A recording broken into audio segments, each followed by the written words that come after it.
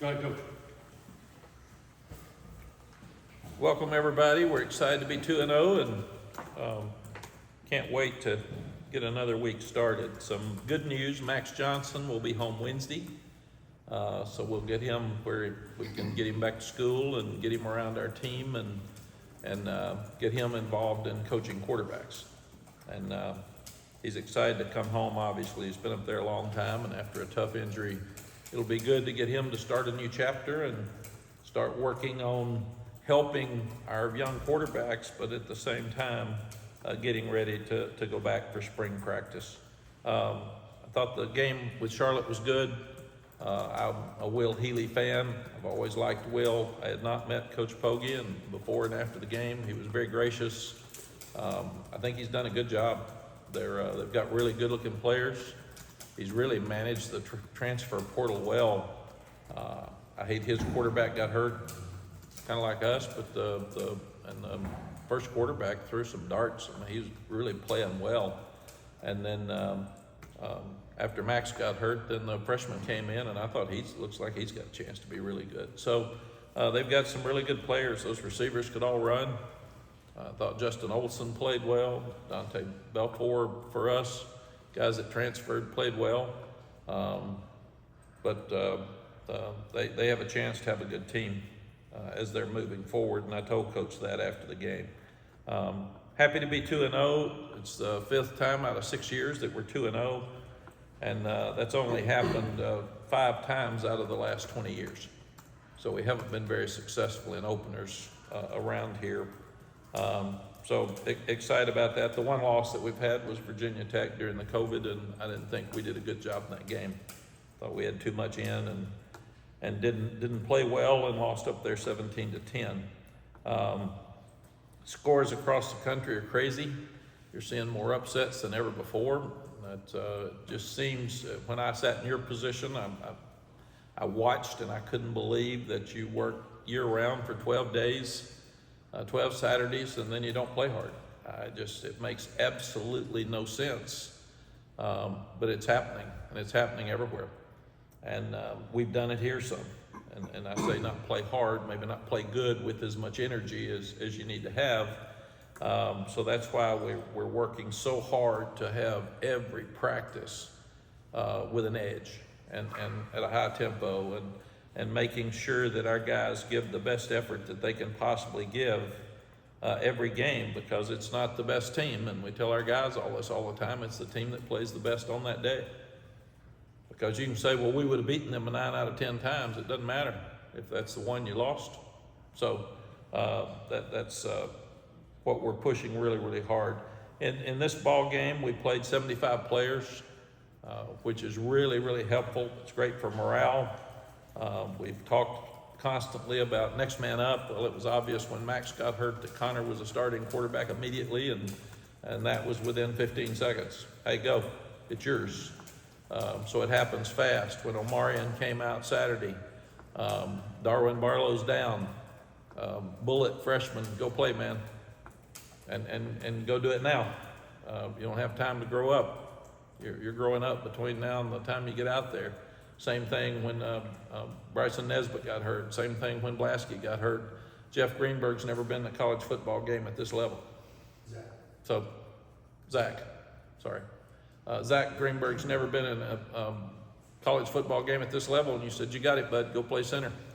And he did pretty well. So that's what's happening with this team, but as I said, it gives everybody hope, gives them a chance to play. The good thing is the guys that got injured are not out for the year, so we'll watch them this week and work toward getting them back. It also, when team morale, it helps transfer portal. When you don't have as many guys that aren't playing, and your second teamers, your third teamers have a chance to play, they're more likely to stay, because kids usually leave because they're not getting to play. So that was all very, very helpful on Saturday during the ball game. I thought Connor played well. There's some things he can improve, but we thought overall he did a really good job for a first start at home. And we can help him more. Really excited about the way we're running the ball. Without our starting two running backs, we had 269 yards rushing. So we're being physical with a new offensive line. You lose your center early in the first quarter, and you still just keep going.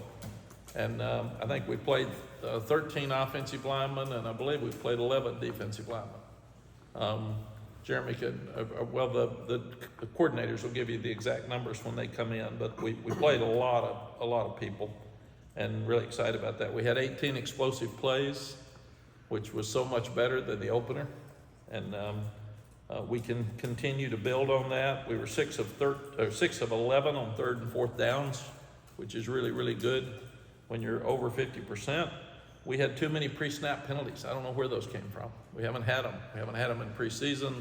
We cut them all out, but we had a couple of penalties where we got ourselves in position where we put ourselves at 1st and 15 because of false starts.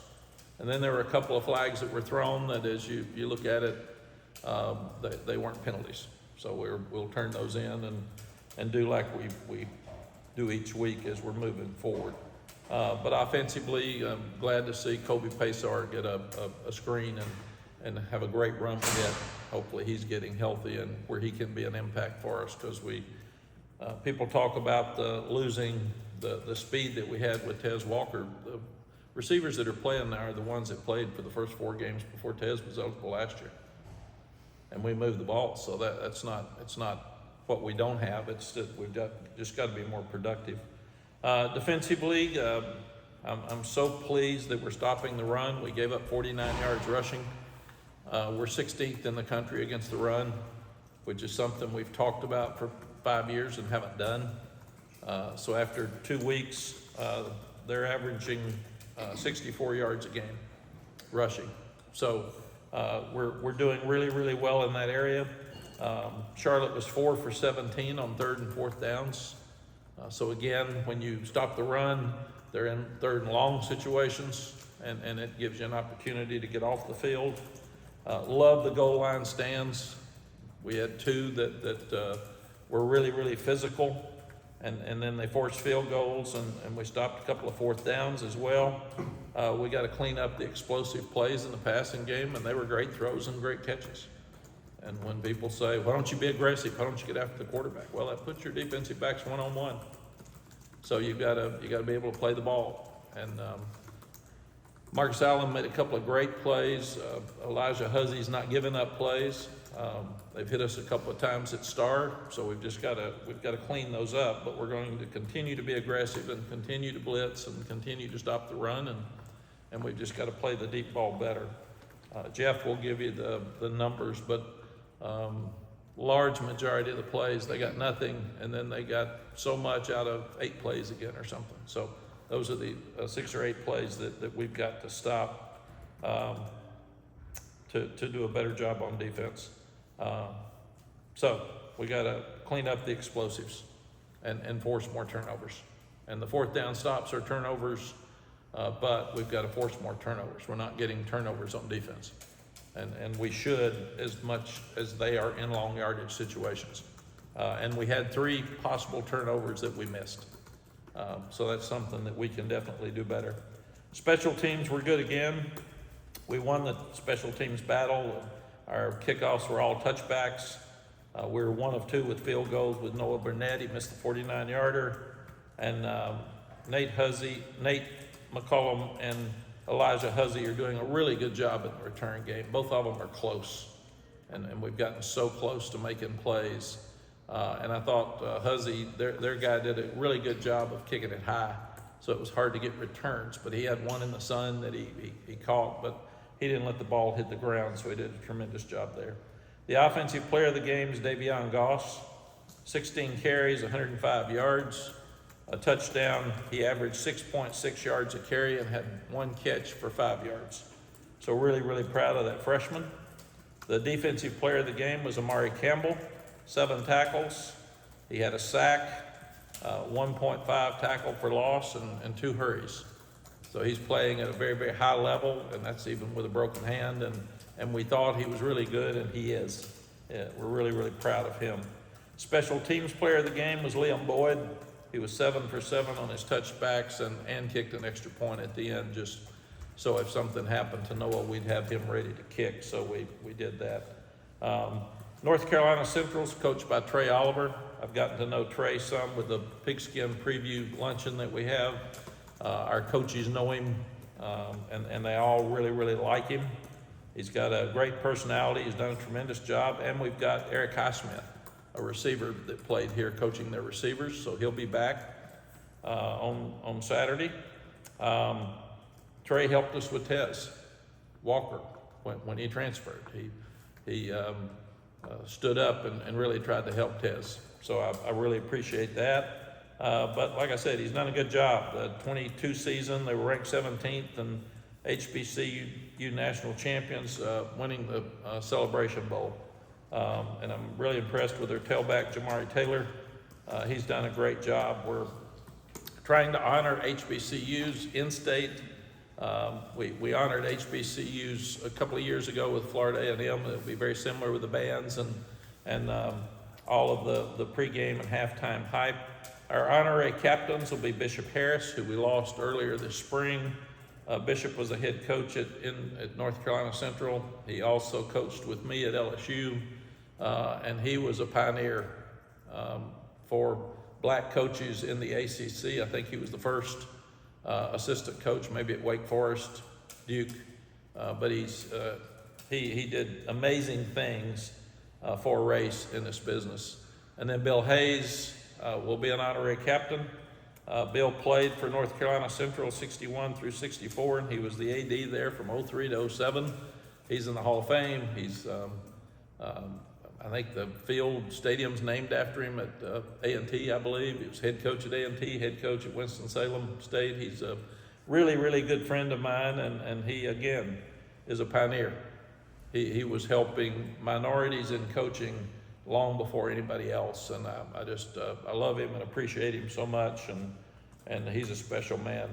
And then George Bulldog Smith was on our strength staff here, and he's been an associate AD at North Carolina Central for 20 years.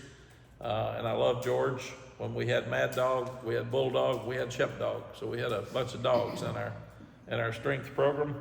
But George he's done amazing things at Central, so he'll be an honorary captain.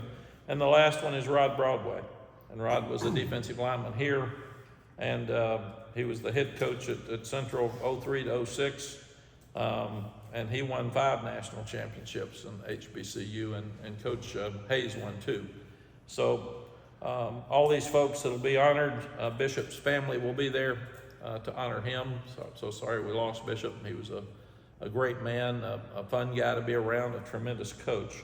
And then we always celebrate 2 of our Tar Heels before the game, and we will celebrate Natrone Means and Dwight Hoyer. They'll be the ones on the Jumbotron that will be honored before the game. Natrone still asks me about NIL. If he can go back and say Natrone means business. He said, Coach, I'd have killed it. And I said, yeah, well, I don't know that we can go that far back, but we will check it. Questions? Mack, I'll kick things off. I was at Central last week, and Coach Oliver also, he said you're welcome for Tez Walker, so I have to pass that along. But I mean, you spoke just a little bit about the respect that you have for him, and I know that he really feels the same way with you. He said that you've really been a big mentor for him. Just tell us a little bit about that relationship. I really love what Coach Oliver does for kids. He's got such a great personality. I've been lucky at the Pigskin Classic. I sit next to him every time. And he's so funny, and he's smart, he's driven, and he's done a great job of elevating their program. So I really admire what I see, and I think he's going to have a tremendous career in this business. When you look at came in obviously, being gone for, let's say, multiple games at this point. We did see Tyler Thompson, we did see J. Brown Harvey get in there. What can you kind of tell us about what you saw from them, let's say in training camp, that kind of gives you the confidence for them to be in there with Cayman's current absence? It was funny when we didn't know Cayman wasn't going to play till Friday. So all of a sudden you're saying, okay, what are we going to do? And we're talking about developing depth, and we're talking about being at least 2 deep, and in some cases 3 deep. And Tyler and Jay Brown have both played really well in practice, and I'll let Jeff talk to you more about them, but they played well in the game. They didn't make the game-changing plays that Kamen would make, and it was funny, Kamen spoke to the team on Friday afternoon after we realized he wasn't going to play, and he told them, you know, I'm out of here next year anyway, so you guys got to step up. So somebody got to start getting ready to take my job, and this is a great opportunity to do that. So I felt like both played really well, and they did what they were supposed to do. Now we've got to start making game-changing plays at those positions. It's amazing. Des Evans has played at such a high level for 2 weeks. He absolutely destroyed the tight end on the goal line to disrupt the first one. And then you've got Travis Shaw's playing well, and Josh Harris has made a huge difference in there. So many of those guys are stepping up that this will be good for us to continue to let Jay Brown and Tyler grow. Mack, what's your thoughts on the overall value of Bryson Nesbitt? I mean, he scores that touchdown, he runs over the corner to get to the end zone, and also makes some nice blocks, including Nate McCollum's run. Yeah, we really need. All the things he does. Yeah, we really need Bryson because he is he's such a difference maker because he's a mismatch with safeties, he's a mismatch with linebackers, he's really a mismatch with corners because he's so tall, and he was a basketball player, so he's really athletic. He can jump, he can catch, he's smart. His dad played in the Super Bowl with the Saints. So he is, we have little guys on our team, and we'll put a green dot on there if he is a difference maker, and he is a difference maker. We need him on the field, and we didn't get the ball to him enough at Minnesota. We had plans to get it to him the other day, and obviously he had to come out of the game early, but he was the first scorer and started changing the game. But he is a guy that we highlight every week to get the ball to. He's that good, and he'll be a top pro player in my estimation. Was that Connor's best throw, you think, of the game? The throw to Bryson? You know, the one I slammed my fist on, where he was going to his right and threw it back to his left, it was awful. Yeah. I thought it was a really good throw. Connor can throw the ball. You got to get more consistent, but he's got a great deep ball. He made 2 or 3 really good throws during the game, and he gives you the element to run that is hard. He runs 4.4. So when he sees it's not there, and that's the one thing we've got to get him to do. And it's his birthday and Chip Lindsey's birthday today, which is really unusual. So it'll be a birthday party in the quarterback room, for sure. But we've got to get Connor, when he doesn't see it, go. Because you're so fast, you can make a difference. And when you run that fast, it's going to change the way people play you. And people are going to play Connor totally different than they played Max. So we've got to figure out now how they're going to play Connor. Are they going to be more straight? They're going to play less man because of his ability to run. So we're trying to figure that out now too. But it was a great throw. And they did push him out of bounds. That was the question mark. Did Bryson step out of bounds, or did he get pushed out of bounds? And he did get pushed. I did not tell you the touchdown Bryson scored gives him UNC's all-time record for receiving touchdowns by a tight end. So he has 11 for his career. Great. Thanks a lot for not telling me that. So, When you look at tell me in Connor- front of everybody. I'm glad everybody heard it at the same time. Well, I'm telling you so Yeah. that you can say. Yeah. When you look at Connor, but based on what you were just saying, how much do you know about your quarterback, especially one that hasn't played much in camp, in fall camp? And how much more do you learn once the season starts? And are you guys in a situation where you're kind of tossing a lot of stuff out and adding a lot of stuff in on top of how teams are playing him? So you have his skill set and how he's being played to kind of deal with each week? Yeah, Andrew, it's a great point, and absolutely. It was funny, when I was doing TV, they said some people can do practice TV and be fine, get on TV, and they can't do it. Same thing in games. When people say he's a practice player, well, doesn't help us for the games. We got to have game guys. And that was the first time he started a game at home. Believe it or not, he's been here over 2 years, 3 years, 2.5? Yeah. So, I mean, he was anxious and excited. And then I thought he started reading the option better. A couple of those that Omarion squirted for 20 yards were options, where he could keep the ball, but it was his own read. And we get him so he's very, very good at that. Between his ability to run and Omarian's ability to run, it really, really helps us. But we are trying to figure out what he does best. We're trying to figure out all the pieces now because the receivers have all been hurt. Then your tight end goes out, your center goes out. So the offensive staff is we've had the Sam stuff, then you get the Drake stuff, and it's a little different but more similar. And now Connor's more different. So we've got to figure out who we are moving forward, and we'll do that again this weekend. I imagine this might be different for every player, but he said that he was nervous before the game. And when he went on the field Saturday, he was nervous at Minnesota when he was thrust in the game. Is there a point where a quarterback doesn't need to be nervous or shouldn't be nervous anymore? Or are you okay with that? Because it's kind of individual with each guy. I've always felt like that pressure is a privilege, because that means somebody trusts you. And you've got to have pride in that privilege instead of feeling pressure. And I always tell the guys, I get anxious, I don't get nervous. And there's a difference in that too. You can be excited, and probably what he meant, he was excited because he's played for state championships. I mean, that's what I've said, just go play. And you got to get them where they just want to go play and have fun and do the best you can do. And that's what we've told them. You're going to mess up some. And then Connor got hit when he fumbled the first one. We thought that was targeting. So we'd have to look at all that. We'll send those things in. But he took some hits, and I thought he did some really good things. He made some good decisions. He threw some balls away. So I thought, and we, because of a few things, we could have scored 2 more touchdowns very easily. So we've got to clean some of those things up and hopefully be better on offense this weekend. A quick follow-up to something you said, Chip, in his question. You said you put a little green dot next to players to be a difference maker in a game.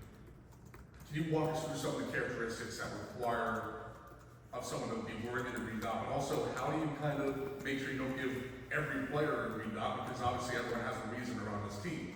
Yeah, we evaluate every player on the team top to bottom, and we do it pretty much like a draft. So I asked the offensive staff, rank the players you would draft 1st to 40th. And then if they're in the top 20, they should be playing. Period. So if this guy's not getting much and he's 15th, well, if you're going to draft him, you should play him. Same thing on defense, and then we do it as a team. So we know exactly who we feel like if we're going to draft today, who we would take, and you're usually a green dot if you're in the top 5. And the whole staff has to agree to it. And we sit in there for hours and vote on it and say the green dots would change the game. So who's going to change the game? Obviously, Omarian's a green dot. So that's what you have to get to as you start looking at it. And if you've got a guy that's 11th and he's not playing much, then you're being stupid. Does that happen every time before a game? You guys, is it a weekly thing, or is it once a season? We check depth chart every day. We check special teams depth chart every day, and make sure that all the coaches in the room are okay, because if this guy's on 4 special teams and I'm going to play him a whole lot, then he's going to get tired and you're going to pull him out. Who's behind him? So we constantly look at depth chart, value of each player, and special teams depth chart, and how that would affect your individual position. Mack, I know schedules are made out sometimes well in advance. Is the schedule you got this year, does that work in your favor as opposed to playing a game in Charlotte against Tennessee or something like that, as an example? Or can something like that speed up your team's development? Yeah. If you talk to Coach Freeman today, would you ask if Northern Illinois was a good team to be on the schedule? I don't have anything to do with schedule. It was done before I got here. Our job is to coach to the standard and play the best we can play every week. If the one thing that I said at the first of the press conference is we're seeing teams do this, and you can't do that. Great teams, the Tom Osborne, Nebraska teams always amazed me because it didn't matter who they played great. And they were excited, and that's what I wanted at Texas, and we were doing that. We haven't done that here. We've played up and down here, and I hate it. One of the things, I hate seeing kids get hurt, I hate seeing kids get in trouble, and I hate teams that don't play as hard as they can play every week. Those three things just are unacceptable. The other two, that changes their lives. This one changes football at North Carolina in our lives. And so we're trying so hard to change that culture where we play the hardest. You're not ever going to play the best you can play every week. You're going to make some good plays and bad plays. That's kids with football. But you can play hard every week. And I told the guys, you practiced every day of spring practice hard. And you're practicing 3 days a week. You practiced every day of preseason hard. And you're hitting every day. Why in the world do you come out here and practice in pads Tuesday and Wednesday and can't be ready for Saturday? It makes absolutely no sense. And part of it is we've got a problem with this. We've got social media now. So we sit there and say how good we are and how great things are. And we can't possibly lose. And then you start feeling good about yourself, and then you can't prepare. So we have talked to the guys every day about how you win and how you lose. And you need to be positive. You need to be focused. You need to be ready to practice, and you need to do the best you can do every day. And we told them yesterday when they left practice, we said, you've got 36 hours to prepare for Tuesday's practice. And the 30, if you tell me what you did in those 36 hours, I can tell you whether you're going to play good or not. If you stayed up till 2 o'clock on your phone last night playing video games, you're probably not going to practice good. If you don't practice good Tuesday, you're probably not going to play good. So it is really, really hard to be great. And to do that, you've got to do every little thing right. And usually when we say you lost because you made too many mistakes, no, you lost because you weren't ready to play, and that's why you made too many mistakes. When you're ready to play, you usually play good. We played hard Saturday. I was really proud of it. And that was after a tough physical game at Minnesota when we got back at 6 in the morning. But I was proud of it. Now we've got to do the same thing again this week. Mack, you used to, may I ask a question? You always just, in terms of Connor, and maybe his personality, as you're figuring more about who your quarterback is, you used to say that Drake was always so hard on himself in terms of looking at what he did, good and bad, after a game. Like, is that another thing you're trying to figure out with Connor? I mean, we know he's valedictorian, we know he's like a wonderful human being, but is that another sort of part of the process you navigate as to how hard you coach him or how much you love him up coming out of a game? Yeah, I want Connor to have more fun. He is the perfect child and puts so much pressure on himself. He runs our Bible study. Right. He's one of the top students in our business school. He's one of the leading vote getters on the offense with our leadership committee. He does everything right in his life. He was pulling for Max. He was so disappointed when Max got hurt. I mean, if I had a son, I could adopt right now. It'd be him. I mean, he's just that nice. Right. But he puts a tremendous amount of pressure on himself. I do that. I don't have enough fun, and I know that, and I try really hard to have more fun. But you're driven and you want to get things done.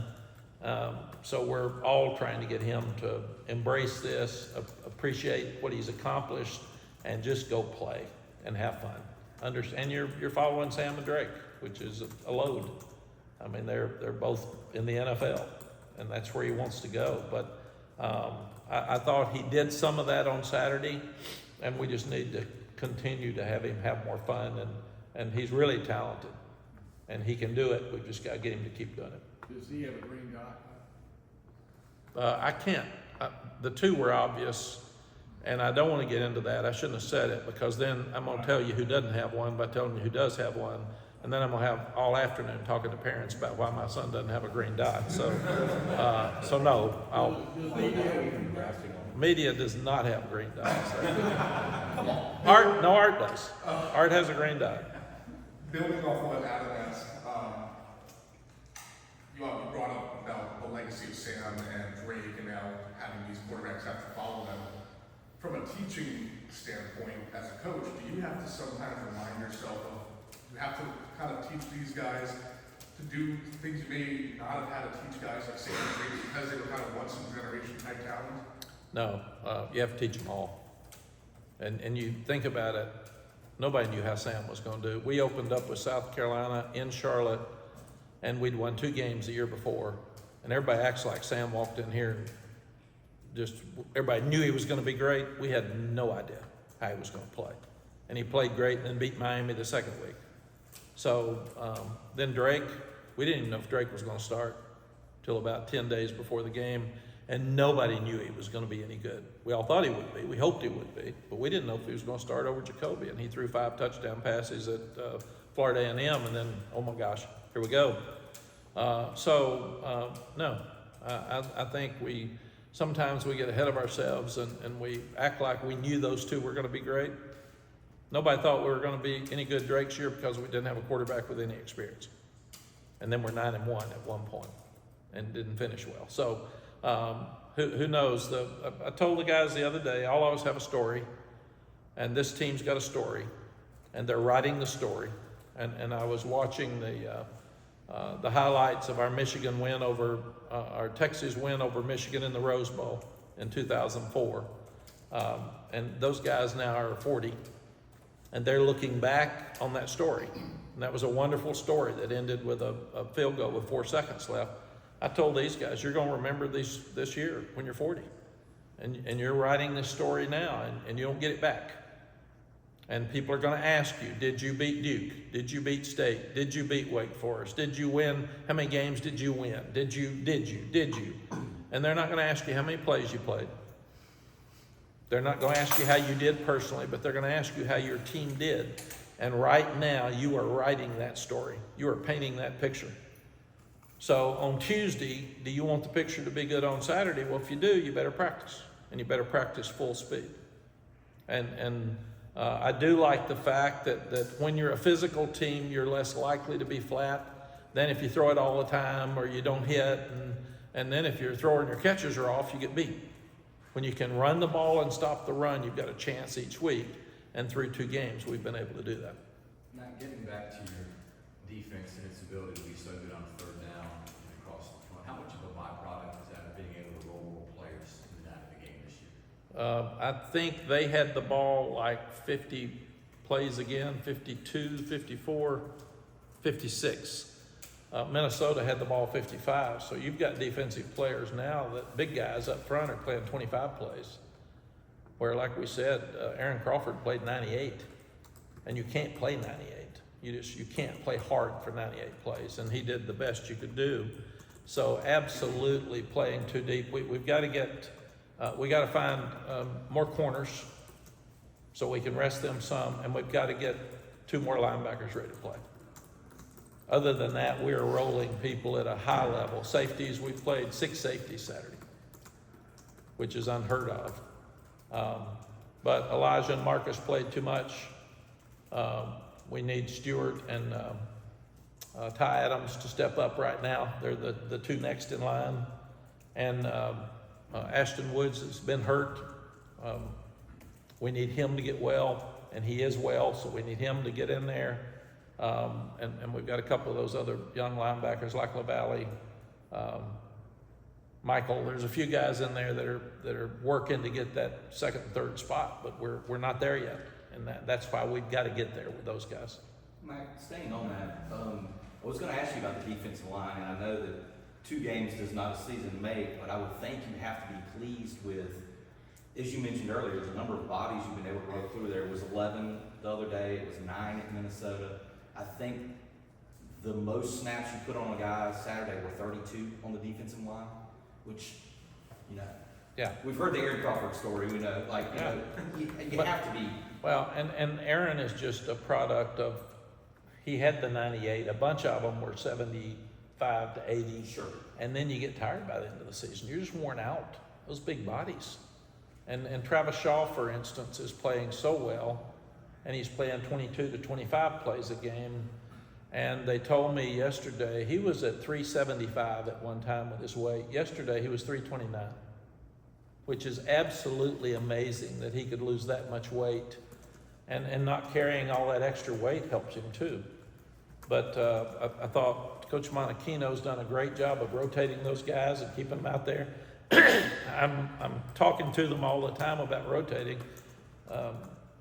It's late 3rd quarter, I think, and I see Rodney Laura out there, and then Joel Starlings, and Starlings was so close to getting a sack. So Ted's rolling them and playing them, and when you play them in games, they practice so much better because they think they have a chance.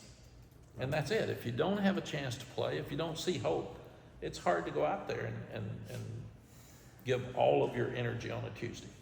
So practice should be really good tomorrow. I'm excited about it. And who knew whether Davion Goss would play good or not? I mean, you worry about a freshman pass protecting, he did that. You worry about a freshman hanging on the ball, he did that. I'm excited about him as well. And Caleb Hood got in a little bit, so he's getting well. Like we said, Kobe Paysauer's getting well. All the guys that have been banged up, some at receiver, are all getting well now, so we've got a chance to do better there. So I'm excited about where our offense can go. I'm excited. When you can run the ball, you can throw it. When you're throwing it all the time and you haven't run it and you can't run it, it's hard to wave a wand and run it. You have got to have an attitude of toughness about running the ball, and we've got that. And we've done it for 2 weeks, and we will go into this game running the ball and the 10th game and the 12th game, because that's who we are. And I like the way the big guys are coming off up front. They're just getting better. But when you do that over and over, and that's who you are, then you can throw it. We've tried when you haven't run it for the first 2 weeks and you're throwing it, and then the throwing's not going well and you try to run it, you get beat. So I like the fact that we're ahead in the running game. Sorry. Going back to Travis, we talked to Jeff in mid-August or so. He referenced Travis having lost 40-something pounds. So that 375 was last winter? Yeah, I would think so. Jeremy can find out from our nutritionist, but that was his height. That was the heaviest he was. You've talked about Travis having to refine a lot of things, check some of the boxes as you mature and grow up. Is he at a point now where you guys are comfortable that he has the right kind of focus on a daily basis to become the guy that you think he can become? Yes. Yeah, I'm so pleased with that defensive line. Ritzy, I mean, he's playing at such a high level and having fun and confident. And Josh Harris has made a huge difference because he's older and he's mature. And he can sit there and talk about other places he's been and say, we can be really good.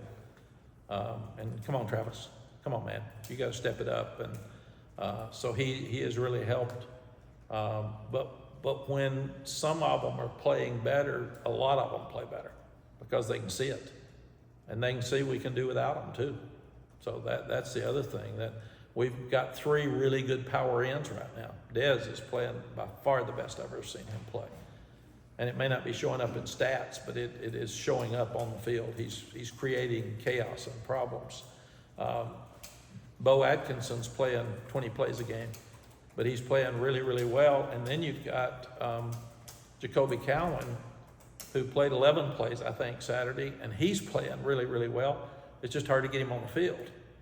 So that's how good that defensive line's playing. And Ted's really special. I really like what I see. Before you came out here, sorry. Hold on a second, Coach. Andrew said he was at 370 in January. 370 in January, so that's a point for you. Before you came out here and started talking, AJ and I were talking about the AP Top 25 and how it almost is causing more issues than benefits, in part because now the football playoffs are expanded to 12 teams. But you were talking before also about how sometimes players don't show up ready to play a game, and it varies from week to week. Do you think the AP is causing too much fluctuation with respect of, hey, we gotta get ready for this game because they're in the AP Top 25 versus, oh, this is... Says it all. I asked the other guys, are you focused on your phone or football? How much time do you waste on this phone every day that you could be on your iPad watching North Carolina Central? And the more you focus and the more that you study those players, the better chance you've got to play good on Saturday. So how much is a video game? How much is watching highlights from a 2017 video?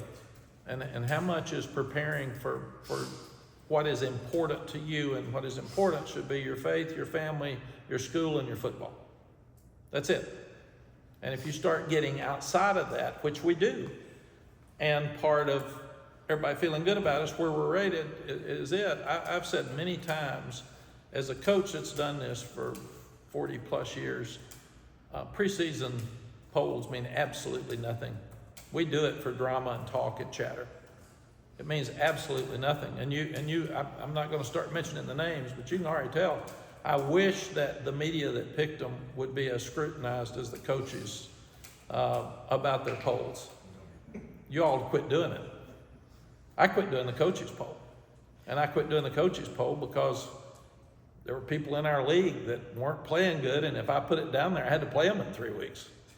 I mean, it's just stupid. I mean, I'm not going to sit there and say you all stink, and I got to play you in 3 weeks. And most coaches don't do it till the end anyway. They have their sports information people do it. But I mean, just look at what we talk about. I mean, the Notre Dame upset. We had them in the playoffs. Now we're starting over. So what you got to do is you can't.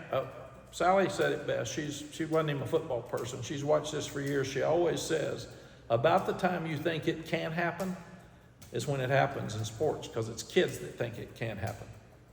And in a game like that, when you're flat and you don't put them away and things just keep kind of hanging in there, then the pressure goes to the team that's supposed to win, and the other team relaxes because they got no pressure, and everybody's sitting there pulling for the underdog, and that's where you get in trouble. It's a hard game, man, and you got to be ready to play every week. For the record, I agree with you. I don't think the voters are scrutinized. I mean, in order to do that job properly, you need to put in at least 3 or 4 hours of research every week just to look behind the box score of who won or who lost. Well, how do you pick somebody's game when you don't watch them practice? Coach Saban said it the other best. They asked him to pick on game day, and I saw it. He said, all right, I don't know any of their players.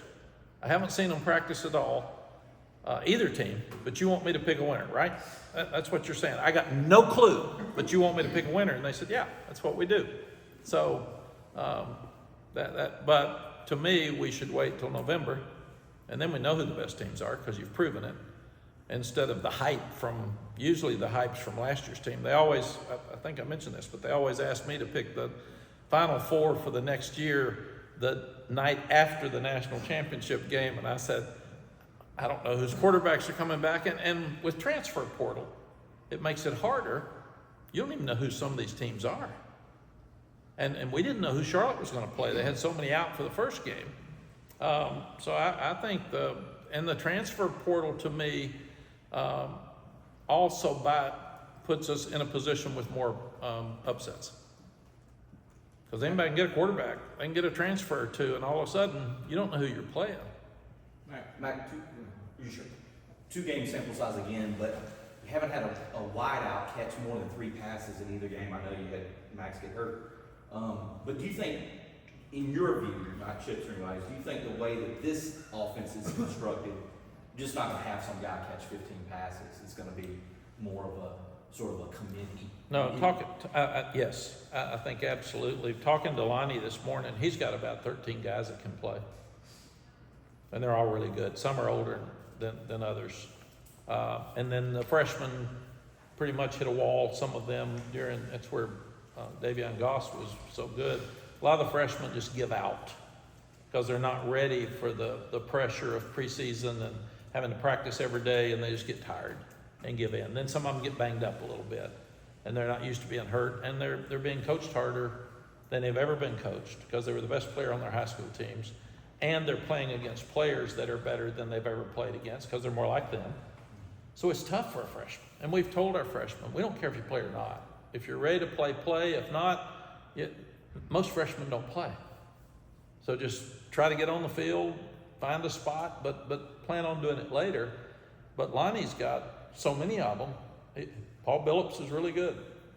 Kobe Pesar is really good. Chris Culliver is really good. I mean, Jordan Shipp, Alex Taylor. I mean, you just start, and we haven't even mentioned Gavin Blackwell. And so he's got a group of guys that can all play. So Nate McCollum.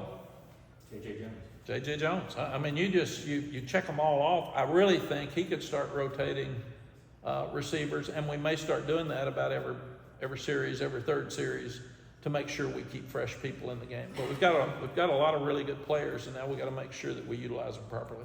Coach, we'll wrap up with you. Yeah, I was just gonna say one quick thing. You mentioned the phones, use of phones. Kids are always on the phone.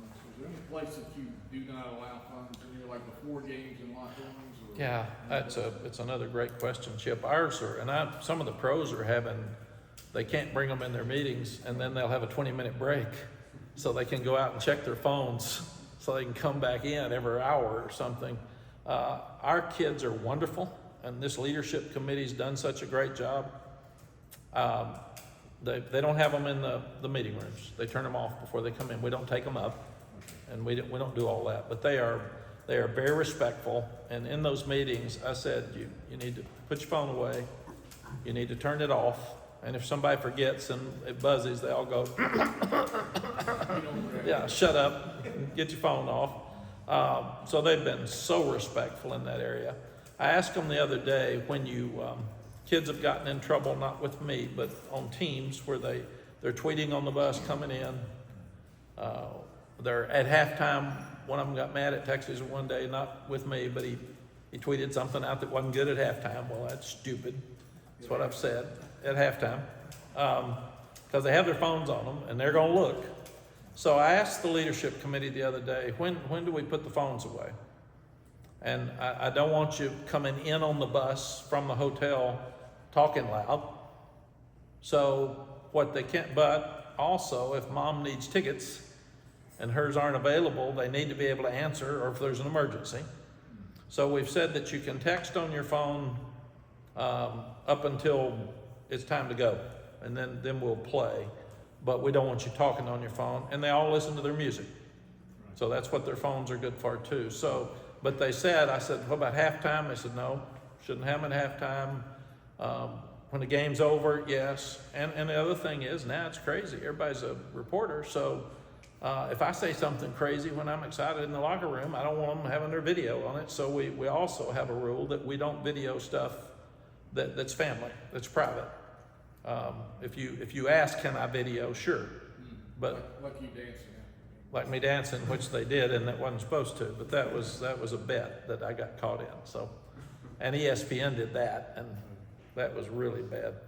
But that's the one where, I mean, we're walking off the field at South Carolina, and Sally said, you told the kids if you beat South Carolina, you're going to dance. And I didn't think we were going to beat South Carolina, so I did. I told them I'd dance. And I told them I was Church of Christ, and I don't dance. I've never danced before. I had a knee replacement in June. I had all these reasons I couldn't dance.